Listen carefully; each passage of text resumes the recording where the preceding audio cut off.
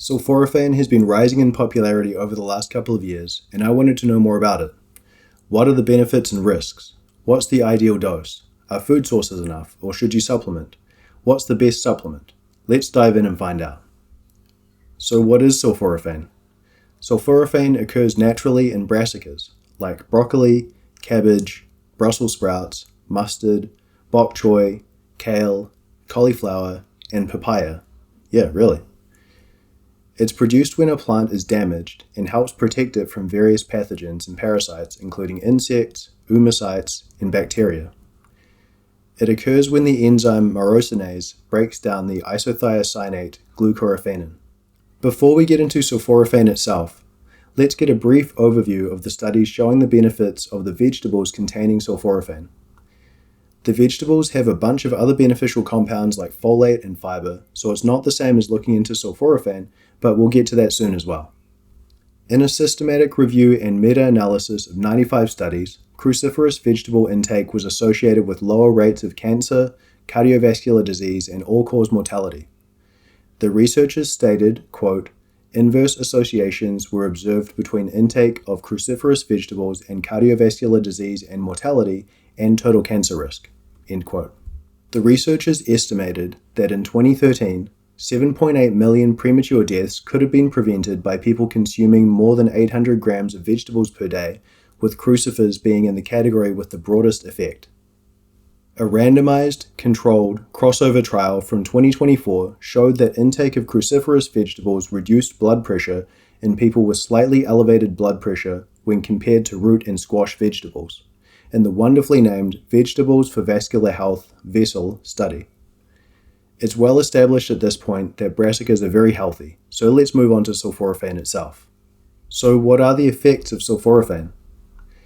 In a 2025 review published in Molecular Biology Reports, sulforaphane is described as having antibacterial, anti-inflammatory, antioxidant, anti-cancer, and autophagy-regulating properties, with a quote that by curbing complications associated with abnormal fat metabolic diseases, sulforaphane exhibits therapeutic effects on conditions like obesity, fatty liver disease, atherosclerosis, type 2 diabetes, etc., with minimal side effects. A review in the journal Molecules states that sulforaphane has been associated with a vast array of benefits, including alleviation of oxidative stress, inflammation, and apoptosis, activation of mechanisms associated with reductions in atherosclerosis, hypertension, type 2 diabetes, cardiomyopathy, and heart failure, suppression of LDL oxidation, reduction in reactive oxygen species levels by 40%, increases in the concentration of active glutathione, reduction in obesity by inhibiting new fat storage, reductions in LDL, leptin, plasma insulin, HOMA-IR, and glucose, reduction in body weight and both systolic and diastolic blood pressures, suppression of vascular injury and diabetes, normalization of triglycerides, reduction of CRP and interleukin-6. In a 2025 review titled Sulforaphane, an Emerging Star in Neuroprotection and Neurological Disease Prevention, the authors state, recent surging studies, including ours, have highlighted its ability to impede the progression of Alzheimer's disease, Parkinson's disease, and cerebral ischemia by fostering neurogenesis and inhibiting apoptosis, oxidative stress, and neuroinflammation. They also reference its anti-cancer, antioxidant, anti-apoptosis, anti-inflammation, and glial cell regulating properties. Sulforaphane has even been shown in several human studies to substantially accelerate detoxification of environmental toxins like benzene and acrolein, and in a preprint awaiting peer review, has extended the lifespan of nematodes by over 50% and in flies, which we'll discuss further in the next section. A study last year also provided evidence that sulforaphane has potential for reducing thrombosis and stroke, and it greatly improved the performance of existing blood clot busting medication. The main reason to include that study here, though, is the amazing artwork included in the study of this kung fu broccoli fighting a blood clot. While these reviews and studies describe amazing benefits and low rates of side effects, not all research on sulforaphane is positive. A study in redox biology found that sulforaphane impairs ATP output and cardiac contractile function, resulting in a metabolic capping effect. The authors state this may be one of the beneficial mechanisms, since it would limit the growth of aggressive cancer cells, but it could also cause cardiac side effects, especially in people at high risk like cancer patients with a pre-existing cardiac comorbidity.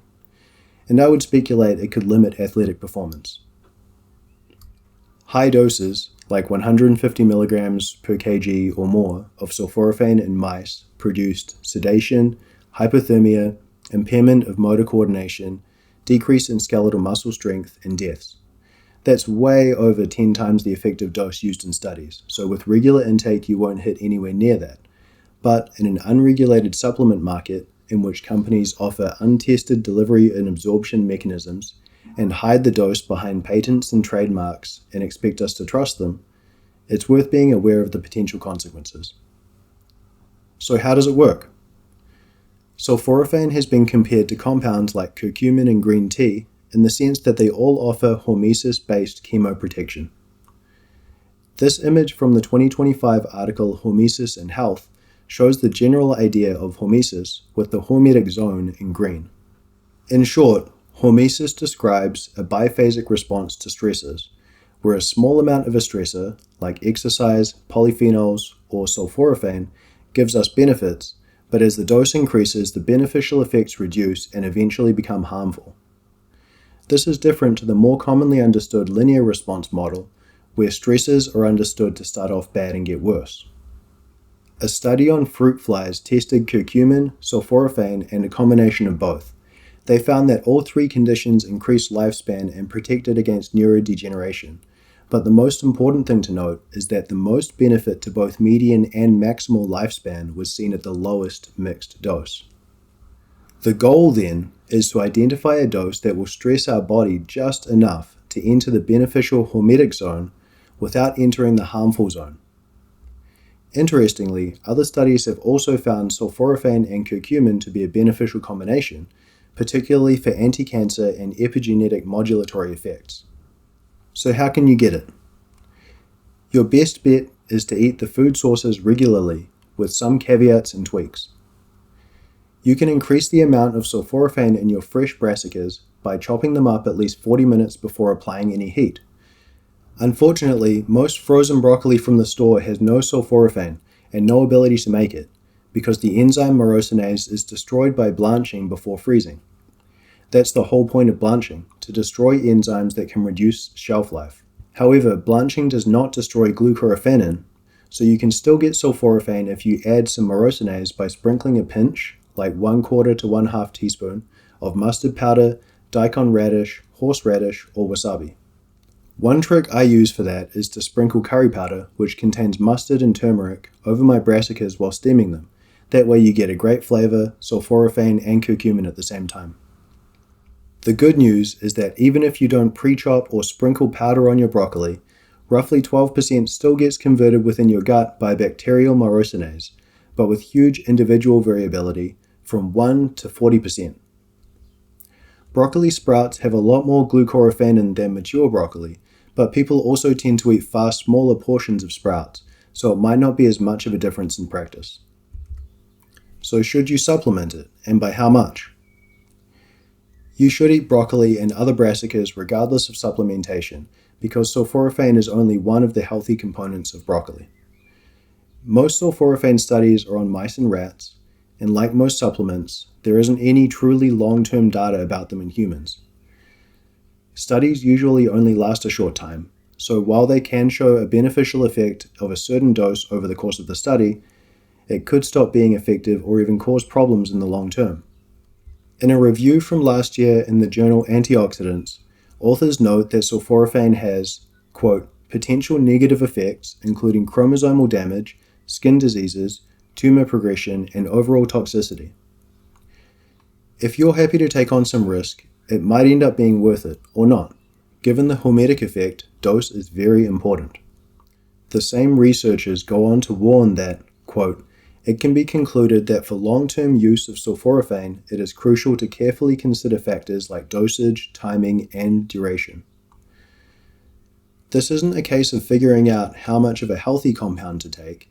It's a case of figuring out how much of a toxin and stressor to take to get the hormetic benefits from your cellular defenses being activated without crossing into getting the bad effects. With those giant disclaimers out of the way, let's figure out an estimate for supplement dosage.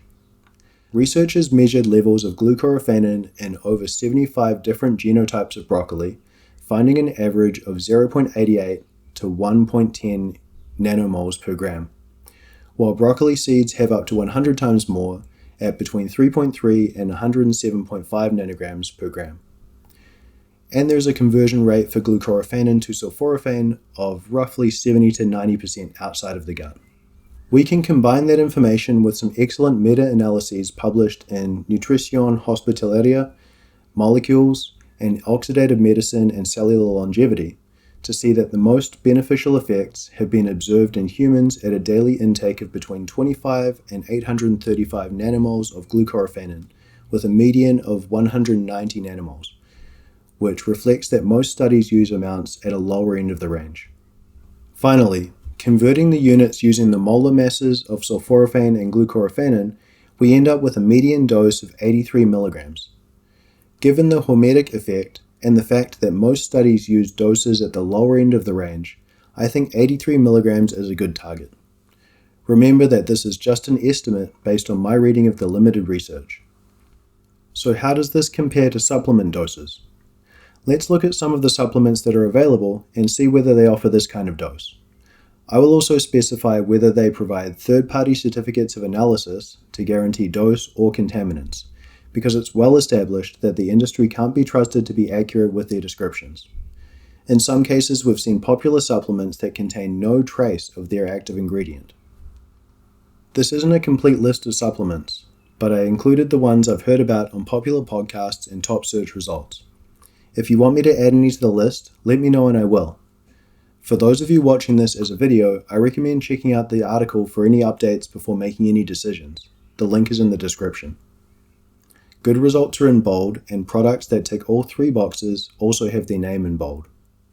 I was surprised to find only one company offering third-party certificates of analysis and disclosed amounts of glucoraphanin. The companies I usually look at who do provide COAs don't make sulforaphane supplements, but Pure TheraPro RX looks like the clear choice in this list so far as the only one that satisfies all of the requirements. My conclusions from this research are: eating a good amount of brassicas per day is associated with big health benefits. The best food source of sulforaphane is brassica sprouts. When you use frozen brassicas, sprinkle curry powder on them. Supplementing might be a good idea on days when you don't eat any brassicas.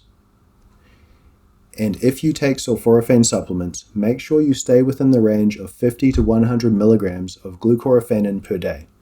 More is not better. Thanks for watching. Make sure to subscribe for future articles. Is there any info I missed? Did you find out anything new? Do you have further questions? I'd love it if you let me know in the comments. Hoo-yah! Hoo-yah! Hoo!